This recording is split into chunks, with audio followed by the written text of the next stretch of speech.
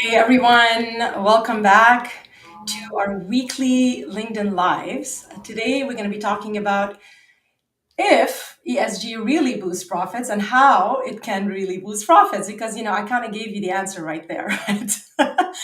So I'd like to welcome you again and would like to quickly introduce myself. I'm Claire Hayek. I'm the founder and CEO of MSP Team Building. I'm also a team leadership expert. And recently, I got my certification as a neuroscience coach. Just wanted to celebrate that with you. And joining me today is Lisa Annabelle Ellis, a sustainability leader and an expert in ESG strategies. Welcome, Lisa. Thank you, Claire. I'm excited to be here How today. are you? I'm great. And yourself? I'm very good. Actually, I've been waiting for this one. Lisa, every time I hear you talk about ESGs and SDGs, I'm just completely amazed. And I'm always like, tell me more. It's always very enlightening. This is why I really wanted you to join me live so we can share and add value to our listeners that are maybe wondering kind of trying to demystify this whole thing about ESGs and SDGs, and some people just don't even know what it means, and some just going, is this really applicable to me, and is this really relevant to my business and my team and my culture, my company culture? But before we dive in, I'd like to just take a minute to ask everyone to share in the chat where they're joining us from what side of the world. So please do share your location. I am here in Lorraine, Quebec. Lisa, Yeah, I'm in Toronto right now. you're in Toronto. I know you were traveling in the Yeah, Maritimes. I I was was I was curious. in Atlantic Canada. So yeah, I'm back in Toronto. I'm Awesome. based in Toronto. And first, I'd like to introduce myself. I've been involved in the space. I guess I would call myself the OG. I've been doing this for over 20 years in different iterations. ESGs, social development goals, all that stuff I've been involved with throughout my entire career. But most recently in 2020, I opened my own ESG advisory firm, and Awesome. we help. We're a boutique consulting firm. We have 8 people. And what we do is we support companies across North America with their ESG initiatives and or sustainability. And we're very pleased to see that like these companies that are hiring us, they want to boost profits. And so when you reached out to me and said, hey, and it's all about at the end of the day, it's all about money, right? Well, yes and no. Of course, when we're in the business of making money. Nobody works for free, right? That's right. That's right. However, it's all about also adding value and trying to make a difference, I think. And I know you're going to be telling us a bit more about that. Yeah. Um, the idea, I think, I kind of wanted to, my team and I wanted to come up with a title that is appealing because as leaders, as business owners, CEOs, founders, we need to thrive. We need to make sure that our company is profitable. So profit is a big deal. It is about making money. Mhm. However, when ESG and SDGs were kind of imposed, right, by Mhm. the UN, so it kind of just, I think it's establishing some kind of ethics and how we do business and how conscious we are about things that we can do to make business more impactful, our business more impactful. So that's the way I see it. But hey, I'm not the expert. But before we dive right in, Lisa, I just want to share a couple of the locations here. We got Connor from Montreal. Connor, by the way, everyone is on our team, and he just moved to Montreal from the US. I'm ecstatic. And Connor will be sharing a lot of stuff in the chat. We'll be sharing some information.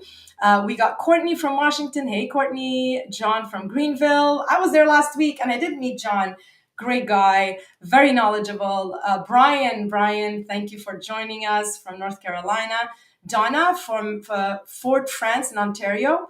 We got people from Brampton, Grenor, and more people from Montreal. Hugues, bonjour, and somebody from Ottawa. So thank you. We're very excited to have you.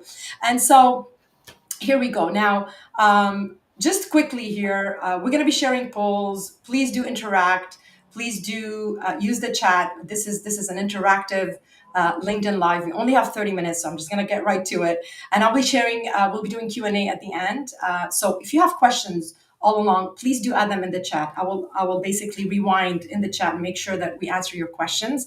But we will do that right at the end. So please do stay till the end, and I'll be sharing some information as well about our upcoming webinar, as well as a great conference also that we're doing next Wednesday. All right, so Lisa, tell me, first things first, can you briefly explain ESG? What is ESG, what it means, and the SDGs, Yeah. right? A Well, lot of people are confused about that. yeah. So Yeah. please do help us with that. You bet. And I'm so happy to see like there's so many people from across North America on this call, and good for these folks for taking a little break in their day, or maybe they're still working to actually soak up and learn, because I think that's the most important thing. The difference, I guess, great questions. There's a lot of acronyms being thrown around there, and people are saying, well, maybe this is a nice to have, but actually it is a must do. This is the SDGs. I'm wearing the pin. There's 17 United Nations Sustainable Development Goals, and they've been put together to focus on more of the people and the planet.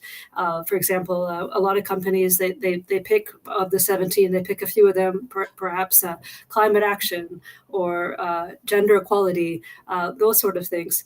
So that's one framework, and that's, I think, is a global framework. And I think if any company is looking to get started in their ESG or sustainability journey, that's a really easy opportunity for them to get familiarized with the United Nations Sustainable Development Goals, Right, and then pick perhaps two or three that resonate with their organization and align their business goals with those. For instance, but ESG is, and as an ex-banker, and we started off, and I lived in the U.S., and I know that at the end of the day, businesses are in business to make money, and organizations don't want to go bankrupt. But the beautiful thing about ESG and business is there's an amazing convergence, and that the better that you do from an ESG perspective, the better your business will do. ESG is and call it whatever you want, is sustainability. ESG, there's the three letters, and I apologize. I know probably everyone who's dialed in here knows. It's environmental, social, and governance. And this is an investor sort of term that kind of was coined as a way to help people understand the different factors that they need to consider from an investment perspective. And under environmental, things like water, uh, greenhouse gas emissions, and right, under S would be things like, as I said, gender equality, human rights, and under G is your governance. And some would argue the E is very very much in the headlines, but right, we can't ignore the G, which is governance. And governance is keeping everything together, and that's your board of directors, that's your leadership team. Those folks are the ones that are keeping score and tracking what needs to happen. And ESG, it was kind of thrown around during the pandemic. It became a hot button issue a couple of years ago.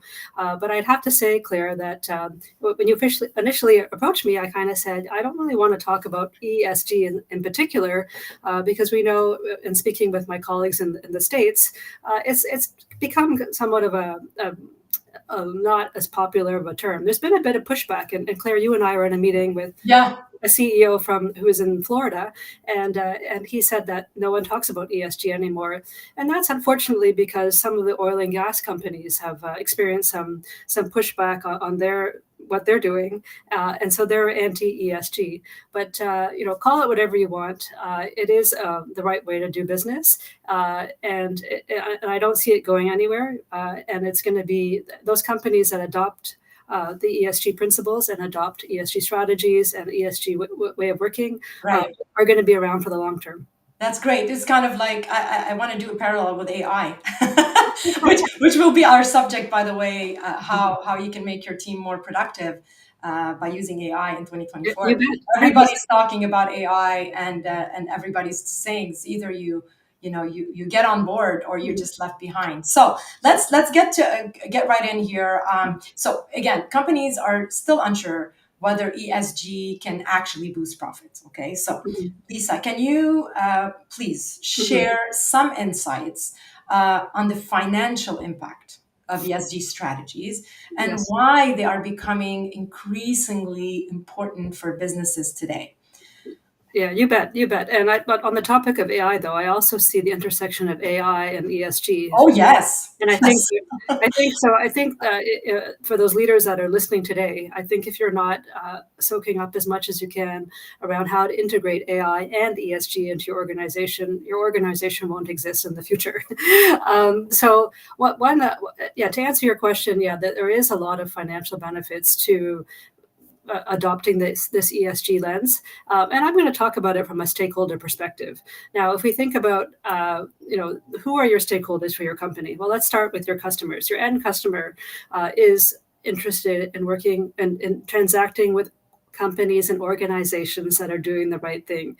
So at this point, it's voluntary. Some companies are doing the right thing, and companies are experiencing a bit of a increase in business and perhaps potentially increase in premiums of their prices. right, But one thing I have to say is there's a fine line between say you're doing something and actually doing something. So there's a bit of a nervousness around greenwashing.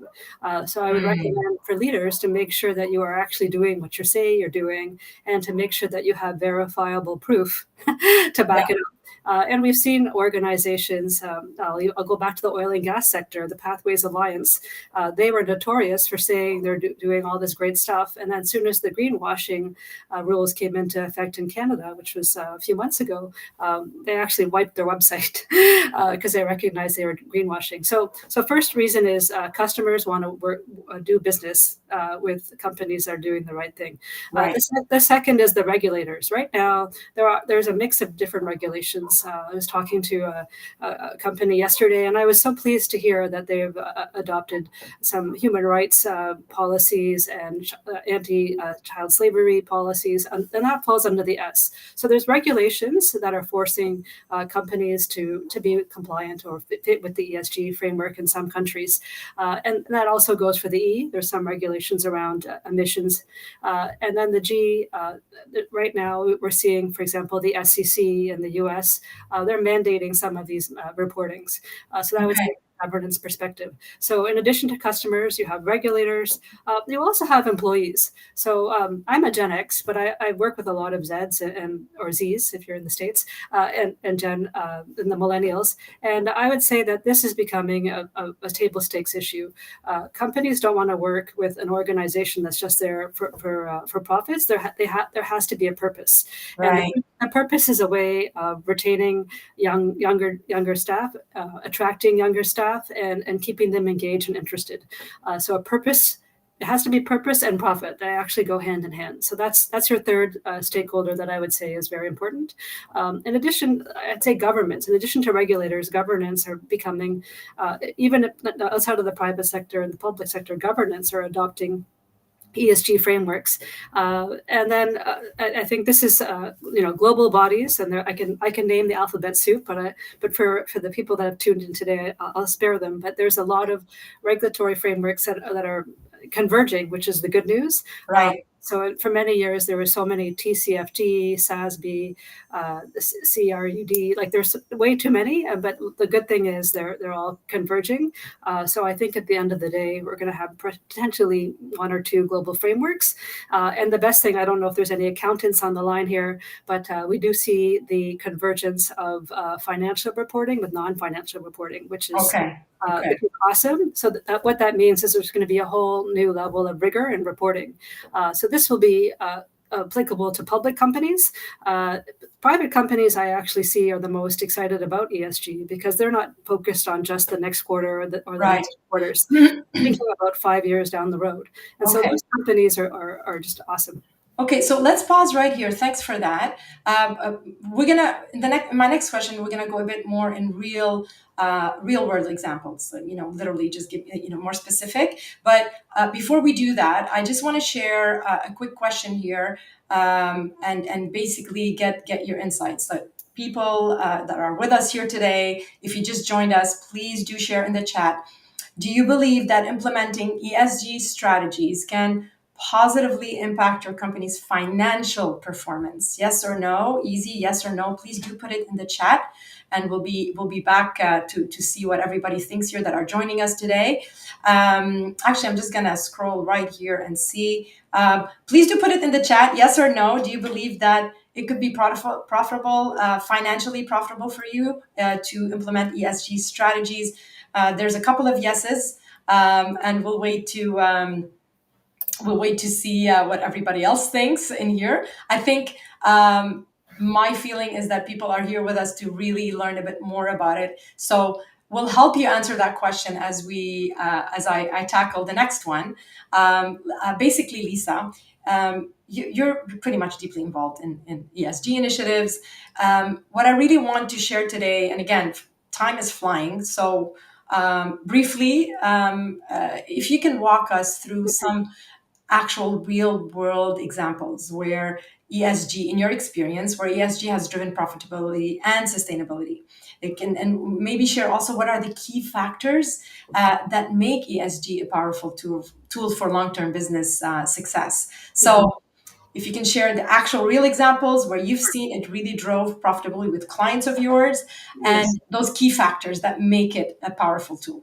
Yeah, yeah. So at Yellow Yellow, which is my boutique consulting firm, we've had the pleasure of working with a wide range of companies, from manufacturing to construction to mining to energy, and I would Have say you, sorry, have you also worked with tech giants or yes, tech companies yes, as well, and yeah. education, health and well, I mean, health, Yeah. healthcare, etc. I'm just curious. Education, nothing in health and welfare yet, but our niche, I would say, is manufacturing, mining. We have done some tech Okay, and energy, all uh, right. but So we will help anyone that is in need of support. it's not basically the. I guess I just wanted to know like the. It's not about your experience, but it's more about this could be applicable to any industry, pretty much, right? Exactly, Claire. Exactly right. I And think, depending on whether they want yeah, to push the E, the S, or the G, depending on their goals, right? So, you uh, bet. okay, give us a quick example. Sure, sure. So I would say implementing these strategies from what we've seen firsthand is we were approached by companies that were losing bids. For example, they were involved in an RFP process or a tendering process, Right, and the multinational that was engaging with this company asked them specific questions around something that fell under the E or the S or the G, and they were losing money because they were not winning these sometimes multi-million-dollar contracts because hmm, they were unfortunately not yet advanced in their ESG strategy. They had not even started, and they kind of dismissed it as a checkbox exercise. When we were called in, we quickly looked around. We had a quick meeting with the senior leadership team, and then with some managers, and we were delighted to see that they actually had the foundational pieces already within the organization. But it took us coming in to work across the silos to kind of gather those elements of what they were already doing and putting it into a coherent strategy. right, And then from there, we were able to help them prioritize some of their business priorities too. But how it helped them drive profits is they were able yeah, to win these bids, and on top of that, they're able to charge more money because they had that ESG halo. right. And companies like I uh, like that. I want to pause there. I like the no, but these are gold nuggets, and it helps us understand because I mean, yeah, obviously you do this every day, yes, but I like this term ESG well, halo. yeah, and And I you need hear to from develop that, right, as an organization more and more, yeah. right? Okay. No, but I hear from leaders, from C-suite leaders all the time that, obviously the bottom line is the most important, especially these days with the headwinds that we're Oh feeling yeah. with interest rates and all sorts of, the wars that are going on in the world. But at the end of the day, these enlightened leaders say they will do this if it brings value to their organization. And not a single client has said to me, this doesn't bring value.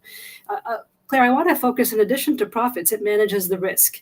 And risk management, if you're a CFO, if you're a CEO, if you're a senior manager, wherever you are in the organization, you always need to put on that that risk Yeah. lens, Yeah. and that will and going through this exercise of putting together a coherent ESG strategy enables organizations to kind of like identify their blind spots or identify where we're missing out. And consistently, when we do peer benchmarking of our clients after we've worked with them, we realize that they're gaining a little bit more. They're getting more clients. They're getting more, lower employee attrition rates.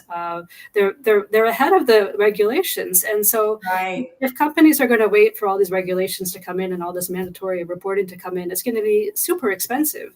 But those Right. companies that are ahead of the curve and jumping in and putting their toes in the water, and I would also say that from a risk perspective, if we think, I'll take an example just because we like the mining sector, Claire. If we think about, there was a mine in Panama, and they under the S, they unfortunately failed to engage with. It was a Canadian mine. They failed to engage with the community, the local community, Right. and so the ESG strategy is your social license to operate. You need to Mm. certainly be a good citizen before the local community will accept you as a good employer, a good supplier. And all of these companies that we're working with are essential for the supply chain of the world. If we're thinking about the climate crisis, like, we need these companies. We need the energy companies. We need the mining companies, construction companies, the wellness companies, the technology companies. We need these companies to transact, and we need them to be around for years to come for the next generation. Yes.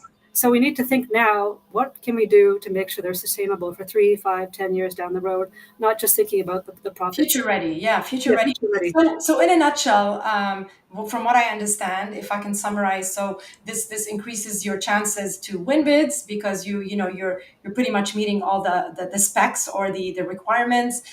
It can also help with employee retention, building a culture that is purposeful. As well as I believe, I think in the U.S. there's a big tax break. I believe also, right, for organizations that are diverse, that have a lot diversity, diverse suppliers, etc. And I don't know what the numbers. I think it's 5%. They need to have 5% diverse suppliers in order to meet that tax credit or tax saving. But that also kind of goes into S, right? When it comes to diversity, equity, Inclusion. inclusion, Yeah. DEI, basically. Yeah. You Okay, this is great. So let's go on to the next question here for everyone. So please do put it in the chat. Which area of ESG do you think has the most potential to boost profitability? And obviously, this will probably be relevant to your industry, to your business. Please do share. In your opinion, is it the environmental, the E, the S, which is social, or governance? And while people are sharing that in the chat, I'd like to go quickly to the last question because we have now 2 minutes for this one, Lisa. And I know I'm asking a lot of you, but it's 30 minutes. So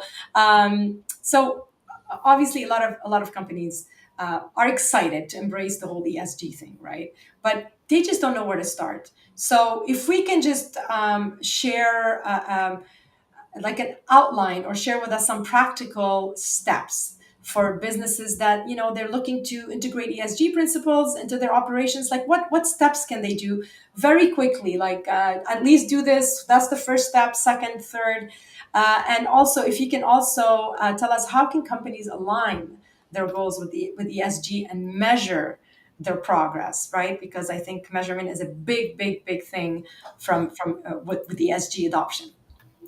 Yeah, great question, Claire. I think every company is different. There's no one size fits all. So I think what would be applicable, though, to everyone is to do a materiality assessment to better understand what is important to the stakeholders of each organization. So what's important to a mining company may not be interesting to a medical company. And then once they understand, and I guess to your previous question, like which area of ESG is the most potential to boost profitability depends on the sector. In some sectors, it's the S. In some sectors, it's the G. I know, talking about profitability, I know that banks will sometimes lower the cost of capital. I know that the share prices will be rewarded sometimes, and they have these ESG processes in place. But yeah, after the materiality assessment, I think it's a matter of bringing the key stakeholders into the room. I always like to have the CFO or the accounting person in the room, because we need the financial metrics. Right. And I think at the end of the day, say, Claire, I think it's always very important to take a baseline assessment, where the looking at the P&L, the balance sheet of every company to see what's going on. A lot of these initiatives can, as you mentioned, the tax breaks for Yep. diverse employers, but we've uncovered some opportunities for our clients to make money by doing this work. So I'll give you a quick example. One organization, they wanted to put in EV chargers. We identified ways for them to make money from the carbon credits. So they were tickled by that initiative, because not only are they saving the planet, but they're saving some money. So it's a win for everyone. It's a win for the planet. It's a win for profits. So Okay. yeah. All So right. This and is, then if they're really stuck, they could certainly give us a call. We'd be very happy to have a complimentary consult with any organization that is in need of some additional support. Because yeah. that's And I just shared, and I will share it again. If you need more information about ESG, basically this topic, and Lisa, what Lisa can do and help you with, please do type ESG in the comments and we'll send you the information. Otherwise, you can reach out to me directly on LinkedIn. We'll be happy to connect you directly with Lisa and her team. Just sharing here the chat quickly. We got some of the answers. We got, on our previous question, actually, the question that is showing right now. We got basically social from Donna, governance, environmental, more governance and governance. And here Courtney shared that the E is the easiest one because of its direct link to the company's operation, as has gotten significantly less attention because it's often harder to connect directly to profit lines. Very interesting insight, Courtney. Thank you. Thank you all for sharing. Basically replying in our chat. So let me ask you one last thing. If 11:56, crazy how time is flying. So what's the biggest challenge your company faces in implementing ESG strategies?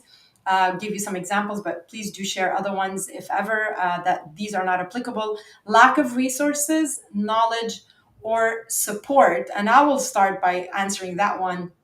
For us is lack of resources, really. And which brings me to quickly here, as people answer in the chat, Lisa, is this relevant to small companies? I mean, we're a small business, and I mean, we're across Canada and the US, but we're small staff wise, and we do a lot with partners like you and experts in the field. Would small company, is there like a size of company where people should start looking at it, or should be more focused on, even if it's a small company, but I want to get on these bids and I want to really be have that visibility. It doesn't matter what size, just do it, kind of thing. What do you recommend? Again, we'll yeah. wrap up with that one and get Yeah. on to the Q and Well, A. the return on investment is pretty high. It doesn't matter if you're a company of two people or a company of 200,000 people. It's the ROI is high, and I'll tell you why. No matter what you're doing, be it a grant application, be it writing an RFP, Right, or trying to attract customers. I would say the difference is the level of sophistication of the ESG strategy. right, Obviously, the more public companies and the bigger companies have to have a lot more rigor right. involved, and I'd say the smaller companies perhaps it's a lighter lift, but it's a great thing to have in place. Claire, I'd relate this to, for example, health and safety. But back in the day, and people didn't really have health and safety policies documented, and now today it's table stakes. And I see this is going to be table stakes in the future. So it's just a matter of companies jumping on board or getting more engaged in this. They're going to save money with this, and that's the other way how you can increase profits when they adopt circularity principles. When they move to lower energy efficiency pieces to reduce their emissions, it's a real, like, there's time and time again, I see CFOs nodding their heads saying yes, this makes sense from a financial perspective. So let's hear from the audience. Does anyone have any questions? Yeah, so Donna here shared that it's knowledge for them, for her company, and Hugues Saint Jean said focus. So it's interesting. Basically, for me, it was just lack of resources. So I guess all of the above in a way. We do not have any questions. Please do put your questions in the chat. I think it's just some people just commenting and enjoying this in the meantime. But if you do have any questions, again, please type your questions in the comments. Even if you're watching the replay on this conference, I will get back to you. We're very, very hands-on when it comes to checking our LinkedIn. So again, if you want more information about this topic and about Lisa, how she can help you and her team can help you, please type ESG in the comments and we'll send you the info. And for all of you that registered today, I'll be sending you a one pager summary of what we discussed. And so you can share it with your team. And just if you don't have time to watch the whole video, at least you have that information handy. And so yes, I basically just wanted to wrap up here before we go. And I did want to share that we have our team leadership webinar. It's a free 90-minute webinar happening September 12th at 1 p.m. EST.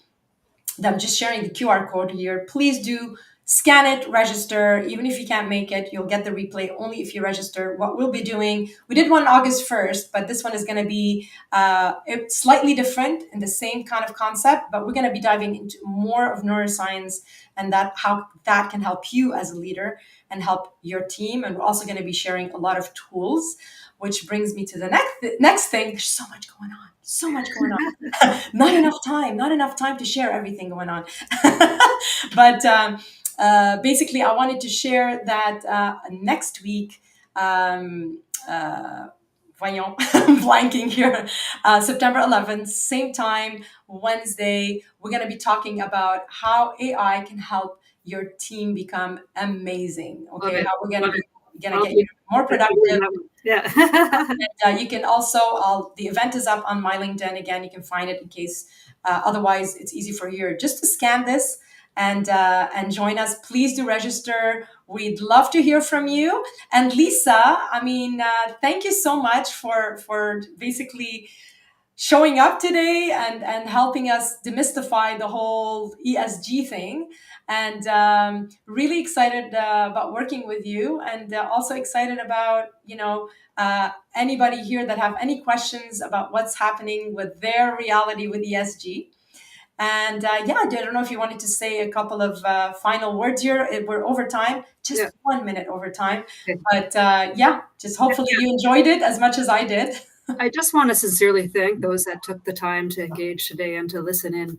I really do think that this is a wonderful tool in your toolkit for your organization. So, don't hesitate to reach out to me, or you can find me through Claire. I'd love to support you in your organization. Make sure that you're profitable for the long term. As I said, this is a wonderful ROI. Great way to make sure that your company is sustainable for the long term. No Yeah, pun intended, exactly. financially and environmentally, socially, and from a governance perspective. Yeah. And Claire, thank you so much for inviting me. This has been fun. It was an absolute pleasure. Our ESG page will be up on our website soon. But like I said, in the meantime, please do reach out through LinkedIn. But we're trying to share some interesting information that Lisa shared with us. Yellow Yellow is a major partner, and we work together closely. And I do believe that all ties in a company culture. It ties into a team productivity, ties into profitability. Basically, it's the baseline, and we need to start talking about this more and more. Just sharing here quickly to chat. Connor shared the links to join our team leadership webinar as well as the next week's live. And yeah, thank you, Gunnar. Just pulling up some comments. It's our pleasure. And again, thanks for joining us. See you next.